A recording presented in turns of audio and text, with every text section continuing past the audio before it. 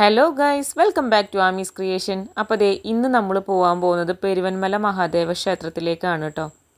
കേച്ചേരി വടക്കാഞ്ചേരി റൂട്ടിൽ വലതുവശത്തായിട്ടാണ് ഈ അമ്പലം സ്ഥിതി ചെയ്യുന്നത്.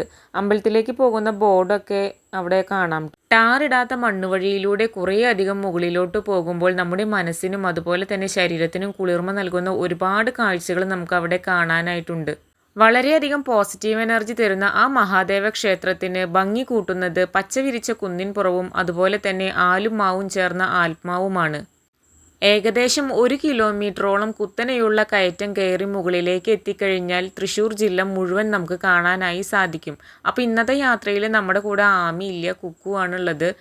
ചുറ്റും മരങ്ങൾ നിറഞ്ഞ മണ്ണിടാത്ത ആ വഴിയിലൂടെ ഒരുപാട് നേരം നടന്ന് മുകളിലേക്ക് എത്തുമ്പോൾ ആ ശിവക്ഷേത്രവും അതുപോലെ തന്നെ പച്ചവിരിച്ച കുന്നിൻപുറവും കാണുമ്പോൾ തന്നെ നമ്മുടെ മനസ്സിന് നല്ലൊരു കുളിർമയാണ് നൽകുന്നത്.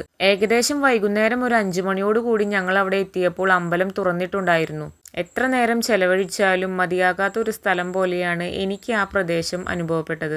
വൈകുന്നേരം സമയത്തൊക്കെ നമുക്ക് ഫാമിലി ആയിട്ടോ ഫ്രണ്ട്സായിട്ടോ കപ്പിൾസായിട്ടോ ഇനി അതുമല്ലെങ്കിൽ നമുക്ക് ഒറ്റയ്ക്ക് പോയി കുറച്ച് നേരം കാമായിട്ട് ഇരിക്കാൻ പറ്റിയ നല്ലൊരു സ്പേസാണ് കേട്ടോ ഈ പെരുവന്മല ക്ഷേത്രം.